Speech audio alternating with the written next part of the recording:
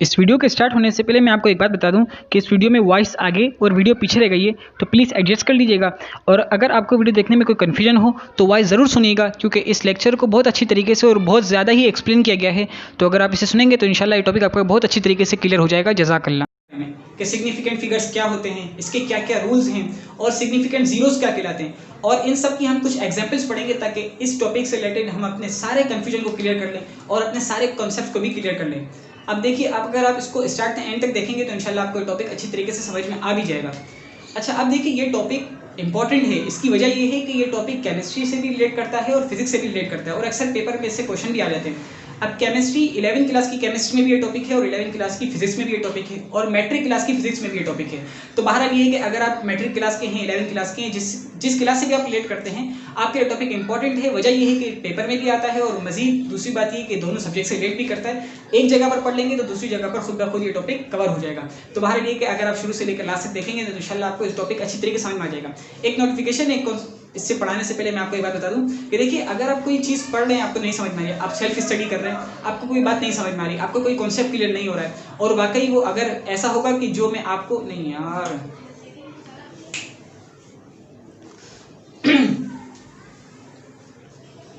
अस्सलामुअलैकुम, बिस्मिल्लाहिर्रहमानिर्रहीम। तो आज हमारा फिजिक्स का लेक्चर नंबर 3 है, जिसके अंदर हम पढ़ने वाले हैं सिग्निफिकेंट फिगर्स के बारे में कि सिग्निफिकेंट फिगर्स क्या होते हैं, इसके क्या क्या रूल्स हैं और सिग्निफिकेंट जीरोस क्या कहलाते हैं, और इन सब की हम कुछ एग्जांपल्स पढ़ेंगे ताकि हम सिग्निफिकेंट फिगर्स से रिलेटेड अपने सारे कॉन्सेप्ट को क्लियर कर लें, अपने सारे कन्फ्यूजन्स को क्लियर कर लें। अब देखिए, ये टॉपिक अगर आप स्टार्ट से लेकर एंड तक देखेंगे तो इंशाल्लाह टॉपिक अच्छी तरीके से समझ में आ जाएगा, क्योंकि हम लाइन बाय लाइन पढ़ते रहेंगे। पहले हम पढ़ेंगे सिग्निफिकेंट फिगर्स के बारे में, इसके बाद उसके रूल्स पढ़ेंगे, इसके बाद कुछ इसकी एग्जांपल्स, और साथ साथ सिग्निफिकेंट जीरोस के बारे में पढ़ेंगे। तो टॉपिक सारा एक दूसरे से रिलेट करता है, एक बात समझ में आएगी, दूसरी बात खुद ब खुद समझ में आ जाएगी। अब देखिए, ये बहुत अहम टॉपिक है, पेपर में तो आता ही है, लेकिन दूसरी बात ये है कि ये मैट्रिक क्लास की फिजिक्स में भी है और 11वीं क्लास की केमिस्ट्री और फिजिक्स दोनों में है। तो मतलब ये कि अगर आप 11वीं क्लास में है तो अगर आप अभी पढ़ लें तो केमिस्ट्री और फिजिक्स दोनों से कवर हो जाएगा। आप चाहे अभी केमिस्ट्री पढ़ रहे हैं और केमिस्ट्री से रिलेटेड अगर आप पढ़ लें तो ये टॉपिक आपका क्लियर हो जाएगा। अच्छा, दूसरी बात ये हो गई कि ये केमिस्ट्री और फिजिक्स दोनों में क्यों है, वजह भी ये भी सवाल होना चाहिए ना, है कि नहीं है। एक्सोथर्मिक रिएक्शन केमिस्ट्री में है, फिजिक्स में नहीं है, तो वजह है, सही है ना, उसमें रिएक्शन से रिलेटेड कोई बात ही नहीं है फिजिक्स के अंदर।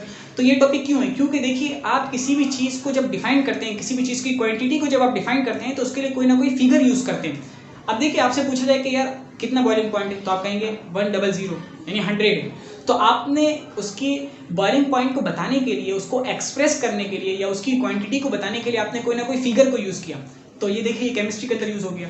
इस तरीके से अगर आपको फिजिक्स में बात करूँ कि फिजिक्स में क्यों है ये, फिजिक्स में इसलिए है कि आपने ये देखिए, मैंने आपको ये मार्कर दे दिया, आपने इसकी जो है लेंथ फाइंड की और समझ लीजिए कि जो है 10 सेंटीमीटर आ गई, तो आपने यहाँ पर फिगर यूज़ की नहीं की, आपने मुझे इसकी लेंथ को डिफाइन करने के लिए और एक्सप्रेस करने के लिए आपने मुझे बताया कि 10 सेंटीमीटर है। तो यहाँ पर किस दोनों के अंदर फिगर फिजिक्स में यूज़ हुआ है और केमिस्ट्री में भी यूज़ हुआ है, इसलिए टॉपिक दोनों के अंदर है। एक जगह पर भी पढ़ लेंगे, दोनों जगह पर क्लियर हो जाएगा, और ये टॉपिक पेपर में तो आता भी है।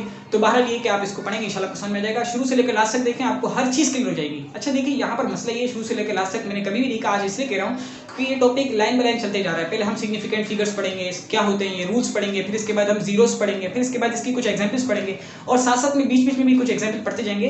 तो ये टॉपिक कड़ी से कड़ी जुड़ा हुआ है, ताकि ये समझ में आएगा तो आगे वाला खुद ब खुद समझ में आता जाएगा।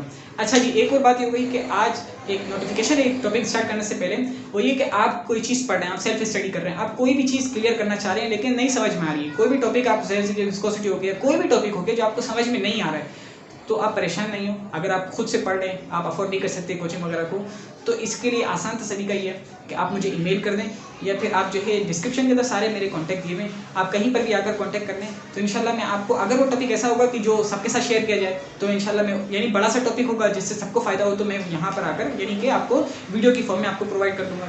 अगर नहीं तो मैं एटलीस्ट आपको जो है वॉइस कर दूँगा या कोई ना कोई तरीके से आपको वो क्लियर कर दूँगा, ठीक है। तो ये कि आप किसी भी तरीके से आप पूछ सकते हैं, कोई इशू नहीं है। आप केमिस्ट्री, फिजिक्स, मैथमेटिक्स से रिलेटेड कोई भी टॉपिक, आप कोई भी क्वेश्चन आप पूछ सकते हैं, आसान है बिल्कुल, ठीक है। तो इंशाल्लाह आपको जल्द से जवाब दिया जाएगा और अच्छी रीजनिंग वाला जवाब दीजिएगा। तो बाहर लेके हम टॉपिक को स्टार्ट करते हैं। टॉपिक का नाम क्या है, सिग्निफिकेंट फिगर्स, ठीक है, सिग्निफिकेंट फिगर्स, सिग्निफिकेंट फिगर्स। देखिए, इसकी मीनिंग पर अगर आप गौर करेंगे ना, सिग्निफिकेंट को आप जानते हैं, सिग्निफिकेंट का दूसरा नाम है, वो क्या है, इंपॉर्टेंट। मैं पूरा नहीं लिखता, IMP लिख दिया, मतलब इंपॉर्टेंट। तो सिग्निफिकेंट की दूसरी मीनिंग है इंपॉर्टेंट, जिसका मतलब उर्दू के अंदर क्या होता है, अहम होता है, ठीक है ना, अहम, जरूरी चीज, ठीक है ना, अहम। मैं लिख देता हूँ अहम चीज़ या ज़रूरी चीज़। जैसे कि हम पेपर आने से पहले सर को कहते हैं सर कुछ अहम कुछ इंपॉर्टेंट पॉइंट्स बता दें, ठीक है ना। तो ये क्या कहलाते हैं, ये अहम। सिग्निफिकेंट मीन्स अहम। तो मतलब आपने यहाँ पर पढ़ना है कि आप किसी भी चीज़ की क्वांटिटी को जब आप एक्सप्रेस करते हैं तो उसके अंदर फिगर्स, ऐसे कौन से फिगर होते हैं जो अहम होते हैं, ठीक है ना। यानी कौन से, मतलब उसमें कोई गैर अहम भी होंगे, यानी अनसिग्निफिकेंट भी होंगे। तो इसीलिए आज हम पढ़ेंगे कि भाई सिग्निफिकेंट कौन से होते हैं और गैर अहम, गैर इंपॉर्टेंट कौन से होते हैं, अनइम्पॉर्टेंट कौन से होते हैं। तो सिग्निफिकेंट जब खुद ब खुद पढ़ेंगे, जब पढ़ेंगे तो खुद ब खुद दूसरा टॉपिक, इससे अपोजिट टॉपिक खुद ब खुद क्लियर हो जाएगा। अब देखिए यहाँ पर सिग्निफिकेंट फिगर्स तो मैं आपको बता दूँ कि जैसे कि मैं आपको एक एग्जांपल देता हूँ कि आपको जो है ये बोर्ड दे दिया गया, ठीक है ना। दे दिया गया से मतलब ये कि आपको कहा गया कि भाई इसको आप जो है फाइंड करें। अब इसका एरिया फाइंड करें। एरिया फाइंड करने के लिए आप क्या करेंगे कि इसकी ये लेंथ है, ठीक है, और इसकी ये क्या है, ये क्या है, इसकी विड्थ यानी चौड़ाई है। तो लेंथ या ब्रेथ कोई भी मसला नहीं है। तो आप इसका एरिया फाइंड करने क्या करेंगे, पहले इसकी लेंथ फाइंड करेंगे और फिर इसके बाद इसकी ब्रेथ फाइंड करेंगे, और फिर जब ये दोनों फाइंड करने के बाद आप क्या करेंगे, दोनों को मल्टीप्लाई कर देंगे और आप मुझे एरिया बता देंगे। क्लियर है कोई बात। अच्छा, यूनिट यूनिट के ऊपर जोर नहीं दें, आप मुझे एरिया बताएंगे तो कोई ना कोई फिगर यूज करेंगे ना, कोई ना कोई। मैं ऐसे ही जो सपोज कर लेता हूँ कि आपने मुझे बता दिया कि भाई देखिए ये आई इसकी 50 आ गई, भाई बात समझ में आ गई, और 50 समझ लें कि 50 सेंटीमीटर स्क्वायर आ गया। ऐसे ही बात समझते हैं कोई अपनी जहन में कॉन्सेप्ट क्लियर करने के लिए। तो आपने मुझे इसका एरिया बताने के लिए कोई ना कोई क्वांटिटी बताने के लिए आपने क्या, कोई ना कोई फिगर यूज किया। वो क्या है, वो 50 सेंटीमीटर स्क्वायर है। अब देखिए आपने ये भी पढ़ा है ना, आपको मतलब बच्चे को पता होता है कि यार जीरो बेकार चीज है, मतलब जीरो किसी काम का नहीं है कि नहीं। तो जीरो किसी काम का नहीं तो मतलब ये क्या हो गया, ये तो फिर 5 हो गया, है कि नहीं है। ये तो जीरो हट गया तो ये तो 5 हो गया। तो अब हमें पढ़ना है कि यार कहाँ पर जीरो को काउंट किया जाएगा, कहाँ पर जीरो को काउंट नहीं किया जाएगा। मतलब ये भी पढ़ना है आज हमने कि जीरो यहाँ पर सिग्निफिकेंट फिगर्स में आता है या नहीं आता, यानी जीरो यहाँ पर इंपॉर्टेंट है या इंपॉर्टेंट नहीं है। तो इन सारी बातों को आज हम क्लियर करने वाले। जैसे कि आपसे आपकी जेब पे 500 रुपये रखे हुए, ठीक है। अब मैंने आपसे कहा कि आपके पास कितने पैसे, आपने कहा 500 रुपये। तो अब उन 500 रुपये के अंदर ये जो मैं आपके पास जो रखे हुए या मेरे पास रखे हुए 500 रुपये, ठीक है ना। तो अब उन 500 के अंदर कितने सिग्निफिकेंट फिगर्स हैं, कितने उसके अंदर इंपॉर्टेंट फिगर्स हैं। अब बच्चे से पूछे तो वो कहेगा 0 0 तो कोई फायदा ही नहीं है कि नहीं है, 0 0 हम भी कहेंगे कोई फायदा नहीं है, 5 है, ठीक है ना। तो मतलब कितने सिग्निफिकेंट फिगर्स आ गए, एक सिग्निफिकेंट फिगर है, वो क्या है, वो 5 है। इस तरीके से अगर हम कहते हैं भाई 2020 अभी चल रहा है, तो अब 2020 के अंदर आप देखते हैं कि यार यहाँ पर कितने, नॉर्मली देखा जाए फिगर्स कितने, सिग्निफिकेंट की बात नहीं करता तो आप कहेंगे 1 2 3 4, कितने फिगर्स है भाई, यहाँ पर फिगर्स हैं 4, ठीक है। अब सिग्निफिकेंट या इंपॉर्टेंट फिगर्स कौन से, तो आप कह देंगे भाई जीरो की कोई वैल्यू नहीं है तो जीरो हट जाएगा, मतलब 3 सिग्निफिकेंट फिगर्स आ गए, है कि नहीं। तो अब आपके जहन में दोबारा बच्चा तो यही कहेगा ना कि भाई देखिए जब आप ये वाले जीरो को नहीं काउंट कर रहे तो इसको भी काउंट ना करें। तो अब इसके लिए क्या जरूरी है, रूल्स का पढ़ना जरूरी है। तो हम इसके कुछ रूल्स पढ़ेंगे तो इसके जरिए से हमें सिग्निफिकेंट फिगर समझ आ जाएगा।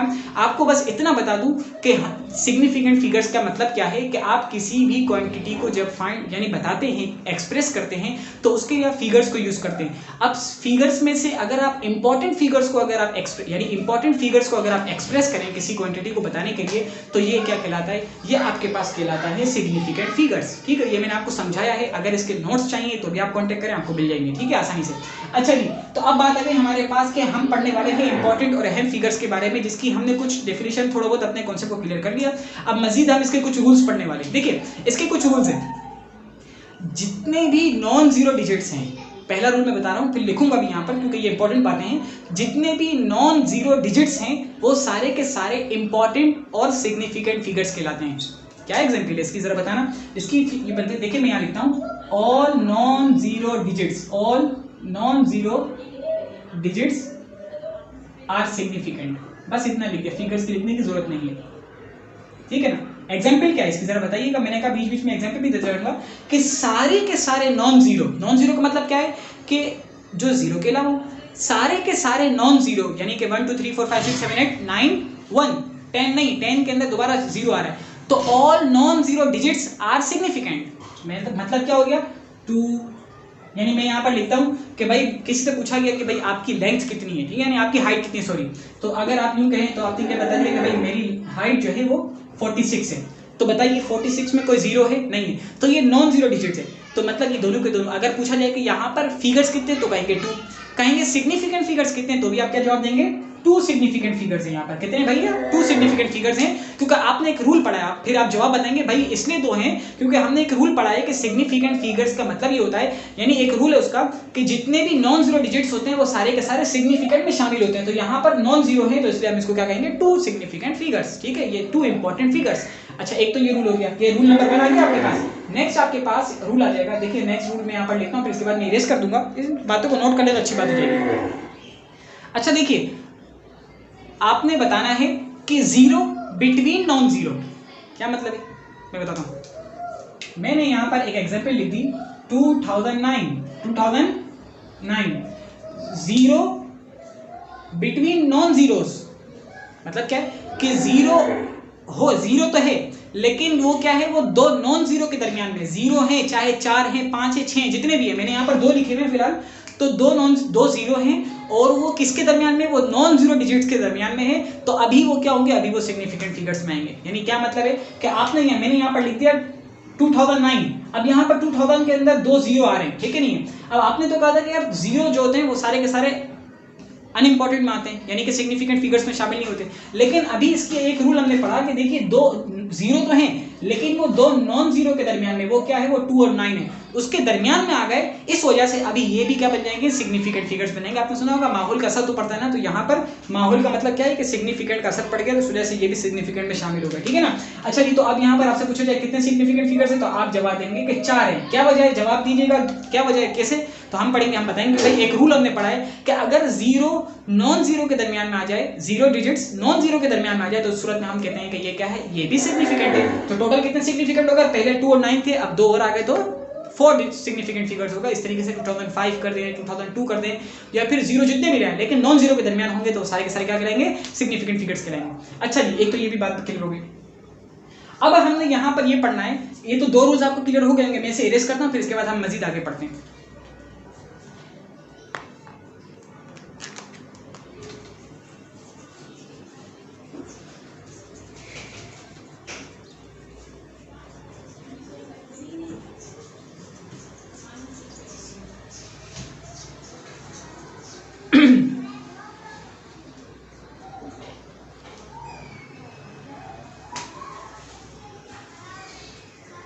अच्छा जी, थर्ड रूल थोड़ा सा कॉम्प्लेक्स है, ठीक है ना? उसकी कुछ टाइप्स बन जाती हैं, लेकिन ये कि हम इसको एक एक करके समझेंगे तो सारा समझ में आ जाएगा। अब देखिए, मैं यहाँ पर एक ऐसे ही नंबर लिखता हूँ, आप उसको थोड़ा समझिएगा, ठीक है ना?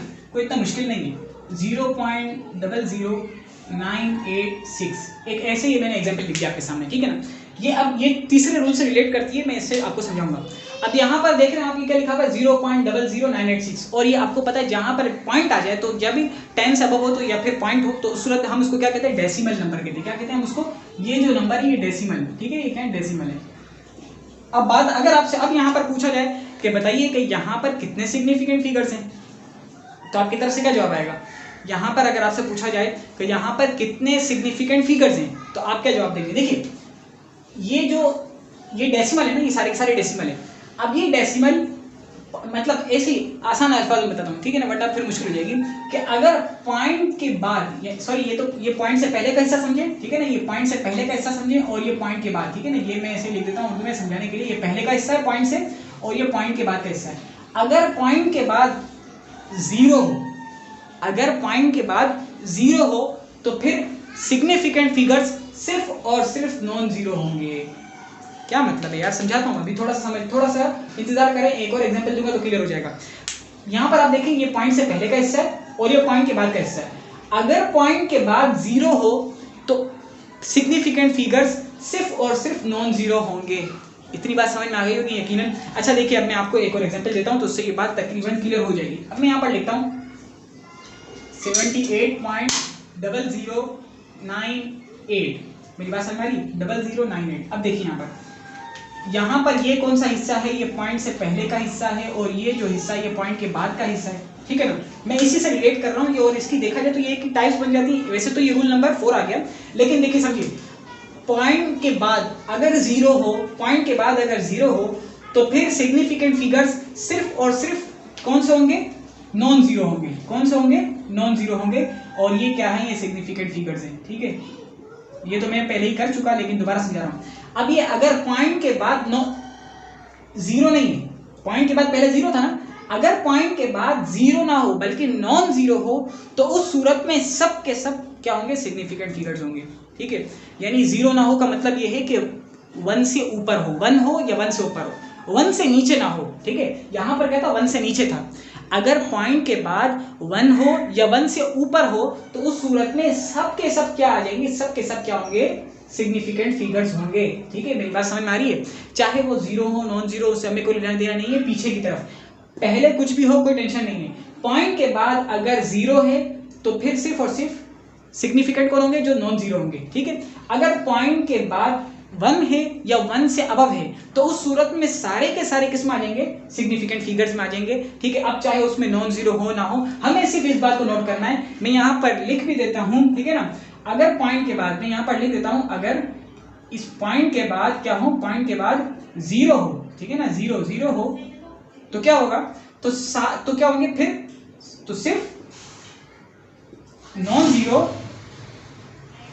सिग्निफिकेंट होंगे।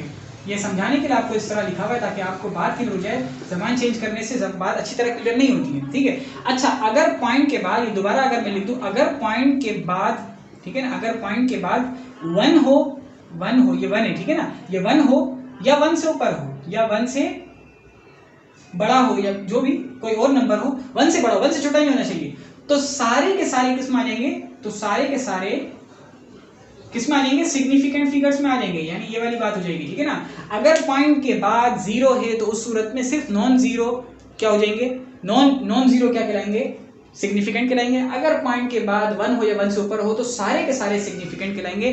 तो मतलब ये हो गया कि इस एग्जाम्पल के अंदर हमारे पास कितने सिग्निफिकेंट फिगर्स हैं, 3 सिग्निफिकेंट फिगर्स हैं। वो क्या है, 9, 8, 6। और इस एग्जाम्पल के अंदर हमारे पास हैं 1, 2, 3, 4, 5, 6। ठीक है, 6 सिग्निफिकेंट फिगर्स हैं। तो ये बात आपको यकीनन समझ में आ चुकी होगी, तकरीबन समझ में आ गई होगी।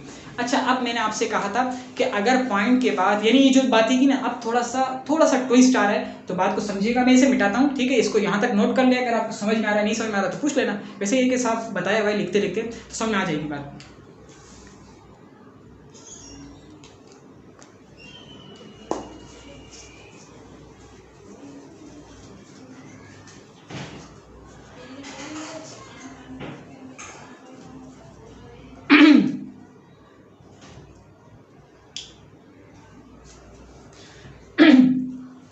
अच्छा जी, तो अब हम थोड़ा सा आगे बढ़ रहे हैं, थोड़ा ट्विस्ट आ रहा है। देखिए, मैंने अभी कहा भी आपसे कि हमने पढ़ा कि भाई अगर पॉइंट के बाद नॉन जीरो हो तो सारे के सारे सिग्निफिकेंट, अगर पॉइंट के बाद जीरो हो तो फिर जो सिर्फ नॉन जीरो वो सिग्निफिकेंट में आएंगे। अभी पढ़ चुके हैं, अगर दोबारा रिवाइज में मुश्किल होगी तो फिर दोबारा से पीछे करके समझ लें अच्छी तरीके से। अच्छा जी, अब मैं आपको ये बताने जा रहा हूँ कि देखिए, मैंने ये बात की कि अगर पॉइंट के बाद अगर 1 हो या 1 से ऊपर हो, जैसे मैं यहाँ लिखता हूँ 1.00986 या 786 लिखते हैं, कोई टेंशन की बात नहीं। ठीक है, 786, ठीक है, कोई, ठीक है ना। तो अब मैंने यूं कहा कि भाई पॉइंट के बाद अगर 1 हो या 1 से ऊपर हो तो सूरत में सारे के सारे नॉन जीरो में आएंगे, सारे के सारे क्या आएंगे, सिग्निफिकेंट में आएंगे। देखिए, अब जरूरी नहीं है ये वाली बात, ये जो बात थी ये पहले तक तो सही थी, लेकिन अब जो है ना ये बात जरूरी नहीं है। क्या मतलब है, जैसे कि मैं एक एग्जांपल आपकी बात करता हूँ। ठीक है, मैंने आपसे शुरू में भी ये वाली बात की थी, थोड़ी सी ट्विस्टेड बात जा रही है। ये 5वां रूल जा रहा है, ठीक है ना, 5वां रूल आ रहा है कि इससे पहले मैं 4 रूल पढ़ा लिए, ठीक है ना। अब 5वें रूल के अंदर हम पढ़ने, देखिए 500, ये मैं ऐसे ही पीछे की तरफ ले जा रहा हूँ। मैंने आपसे कहा था कि भाई आपकी पॉकेट में कितने हैं, तो आपने कहा भाई 500 रुपये। ठीक है, एग्जाम्पल समझ लें, आप कहेंगे मैंने तो कहा नहीं, तो 500 रुपये। ठीक है, अब यहाँ पर आपको पता है कि अगर हम पूछा जाए तो आप कहेंगे भाई जीरो तो कोई अहमियत ही नहीं है, जीरो की अहमियत नहीं है, मतलब वो सिग्निफिकेंट नहीं होगा। तो मतलब क्या होगा, कितने सिग्निफिकेंट फिगर्स कहलाएंगे, 5, एक ही कहलाएगा। ठीक है ना, एक सिग्निफिकेंट होगा। अच्छा जी, तो अगर समझ में एक बात करते हैं, ठीक है, मैं यहाँ से लेकर लाहौर तक गया, एक एग्जाम्पल बात करते हैं, और लाहौर तक की जो है किलोमीटर कितना है, 1100। ठीक है, ऐसे एग्जाम्पल, ठीक है, 1100 है। अब यहाँ पर बात यह है कि यार अगर देखा जाए तो सारे सिग्निफिकेंट होना चाहिए, क्योंकि यहाँ पर जीरो भी सिग्निफिकेंट बच्चा तो नहीं कहेगा ना, लेकिन होने तो सारे चाहिए, क्योंकि मैं 11 किलोमीटर थोड़ी चलाऊँ। ठीक है ना, अगर हम यू कार्ड में तो मैं 11 थोड़ी किलो, मैं तो 1100 किलोमीटर का सफर या डिस्टेंस मैंने तय किया है, तो ये तो कवर किया ना मैंने, तो ये तो 0 हटाने की सूरत में तो सिर्फ 11 बच जाएगा। तो मतलब मुझे बताना है कि यार मैंने तो 1100 किलोमीटर कवर किया है, डिस्टेंस को 11 किलोमीटर नहीं कवर किया। तो ये बात बताने के लिए फिर हम क्या करेंगे, कौन सा तरीका अपनाएंगे, ठीक है ना।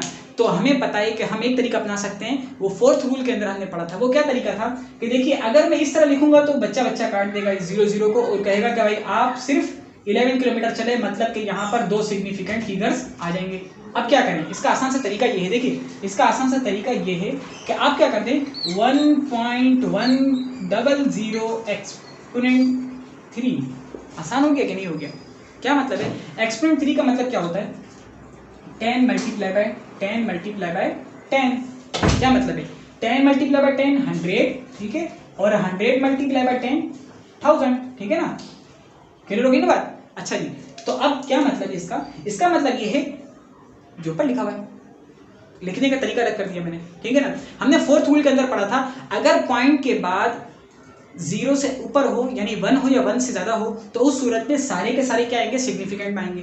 तो अब जब मैंने कहा यार 1100 का, तो 1100 में मसला बन रहा था, मैं सिर्फ और सिर्फ 2 को सिग्निफिकेंट फिगर्स मान रहा था, 0 0 तो अनसिग्निफिकेंट में आ रहे थे, तो मैं तो फिर परेशान हो गया, मैं तो 1100 किलोमीटर कवर किया डिस्टेंस, तो यहाँ पर तो 11 किलोमीटर आ रहा है काउंटिंग के अंदर, तो बड़ी मुश्किल। तो अब इसको हल करने के लिए एक तरीका उन्होंने बता दिया, देखिए कि आप फिर अगर इसको इस तरह लिखते हैं 1.100 एक्सपोनेंट 3, ठीक है ना, मतलब क्या ये आंसर तो ये आ जाएगा 11,000, कैसे 1100 सॉरी, आप इसको कैलकुलेटर के अंदर अगर आप लिखें तो आपके पास आंसर आएगा 1100 किलोमीटर, ठीक है। ये एक्सप्रेस करने का तरीका बताया इन्होंने, कहा कि अगर आप इसको इस नंबर को इस तरह लिखोगे तो आपके पास 2 सिग्निफिकेंट फिगर आएंगे, लेकिन अगर आप इस तरह लिखोगे तो आपके पास सारे सिग्निफिकेंट आएंगे। क्यों? क्योंकि आपने एक रूल पढ़ा है कि पॉइंट के बाद अगर 1 हो या 1 से ऊपर हो तो सारे के सारे क्या होते हैं सिग्निफिकेंट फिगर्स में आते हैं। बात रखिएगा, याद रखिएगा इस चीज का इससे कोई लेना देना नहीं है, ठीक है। यहां तक यकीनन आपको बात समझ में आई होगी। अब देखिए यहां पर मैं आपको कुछ सिग्निफिकेंट जीरोस के बारे में कुछ बात समझा दूं कि सिग्निफिकेंट जीरोस क्या होते हैं। ये बातें आपको क्लियर हुई है नहीं हुई है ये आप तो बताना है मुझे, ठीक है ना। और जो बात नहीं हो तो बेशक आप जहां चाहे पूछ सकते हैं, ठीक है ना। तो यहां तक ये थे कुछ रूल्स से इसके। अब हम इसके कुछ सिग्निफिकेंट जीरोस के बारे में पढ़ने जा रहे हैं कि सिग्निफिकेंट जीरोस का मतलब ये है कि देखिए हर वक्त जीरो को काटना ये सही नहीं है। कहां पर जीरो को जो है हम कट कर सकते हैं और कहां पर जीरो को हम इंपॉर्टेंट शामिल करना पड़ेगा। देखिए मैं आपसे एक बात करता हूं, आपने जो है किसी चीज की लेंथ फाइंड की, वो लेंथ आई 102 सेंटीमीटर। मैं इसको थोड़ा सही लिख दूं, 102 सेंटीमीटर किसी चीज की लेंथ आई है, ठीक है ना। अब आपने इसको देखिए 1 और 2 आ गई ना। अब मैं इसको जो मीटर में करता हूं, मैं इसको क्या करता हूं मीटर में, क्योंकि आपके टीचर ने कहा भाई मुझे सेंटीमीटर में नहीं चाहिए, मुझे मीटर में आप निकाले आंसर। तो मीटर में निकालने के लिए क्या करेंगे, सेंटीमीटर से मीटर में जाने के लिए क्या करते हैं हम डिवाइड बाय 100 करते हैं, ठीक है। जब हम उसको डिवाइड बाय 100 करते हैं तो हमारे पास आंसर क्या आ जाएगा, कैलकुलेटर आप यूज करें तो आएगा 1.20 मीटर। अब आप कहेंगे सर ये तो 1.2 भी तो हो सकता है, यानी कि 1.2 मीटर। इस जीरो को अब बात हमने ये पढ़नी है कि देखिए पहले तो 3 सिग्निफिकेंट फिगर्स थे, ठीक है ना। पहले कितने फिगर्स थे, 3 सिग्निफिकेंट फिगर्स थे। अब आंसर में 1.2 भी आएगा, कैलकुलेटर में तो 1.2 आएगा। तो अब क्या, अब आंसर तो देखिए पहले आंसर आ रहा था 3 सिग्निफिकेंट फिगर्स में, ये इसको मिटा रहा हूं, अब इसको नहीं समझाना, मकसद ये देखिए पहले आपके पास 3 सिग्निफिकेंट फिगर्स आ रहे थे, अब आंसर में 2 आ रहे हैं क्योंकि कैलकुलेटर आपको क्या दे रहा है 1.2 दे रहा है, ठीक है। अब मसला ये आ रहा है कि यार अब मैं इस जीरो को काउंट करूं या ना करूं, इसका मैं एक रूल बता रहा हूं, एक तरीका बता रहा हूं, थोड़ा समझिएगा इसको आराम से, थोड़ा सुकून से। देखिए ये वाला इस जीरो को, ये तो जीरो अब मैं लिखूं या ना लिखूं, ये वाला जीरो सिग्निफिकेंट में आता है या नहीं आता है। तो इसका एक आसान सा तरीका मैं इरेज करता हूं, बल्कि इरेज करने की जरूरत नहीं, बल्कि यहीं पर ही आपको मैं समझा देता हूं। देखिए अब यहां पर बात ये आ जाती है, ठीक है ना। अब आपका स्केल देखिए, अगर मैं 1.2 लिखता हूं, मैं क्या लिख रहा हूं 1.2, इसके अंदर कितने फिगर्स हैं, 2 सिग्निफिकेंट फिगर्स है, ठीक है ना, 2 सिग्निफिकेंट फिगर्स है। और इसके अंदर कितने हैं 1.20 के अंदर, इसके अंदर हैं 3 सिग्निफिकेंट फिगर्स हैं, क्योंकि ये हमने पढ़ा है कि फोर्थ रूल के अंदर कि पॉइंट के बाद अगर 1 हो या 1 से अबव हो तो उसमें सारे के सारे सिग्निफिकेंट फिगर्स में आते हैं, तो यहाँ पर 3 हो जाएंगे। तो अब मसला ये हो रहा है कि यहाँ पर जीरो, क्योंकि बहस किस पर चल रही है, जीरो पर, कि जीरो काउंट में काउंटिंग यानी इंपॉर्टेंट में आएगा या नहीं आएगा, ये मसला आ रहा है। तो अब देखिए इसका आसान सा तरीका मैं आपको बताने जा रहा हूँ, वो ये कि आपकी जिस चीज के जरिए से आप लेंथ फाइंड कर रहे हैं, ठीक है, आप समझिए कि आप जो है स्केल के जरिए से, स्केल है इसके जरिए से आप लेंथ फाइंड कर रहे हैं, ठीक है ना। 1.2 का मतलब ये है कि आपका स्केल 1/10 फाइंड कर सकता है। यानी क्या मतलब है, 1.2 का मतलब ये है कि आपका स्केल 1/10 को फाइंड कर सकता है। 1/10 का मतलब क्या होता है, 1/10 का जब आप कैलकुलेटर में आंसर निकालेंगे तो आएगा 0.1, क्या निकालेगा आंसर 0.1। आपका जो इसका मतलब ये होता है 1.2 का मतलब ये है कि आपका जो स्केल है वो एटलीस्ट 0.1 मीटर कैलकुलेट कर सकता है, 0.1 मीटर को।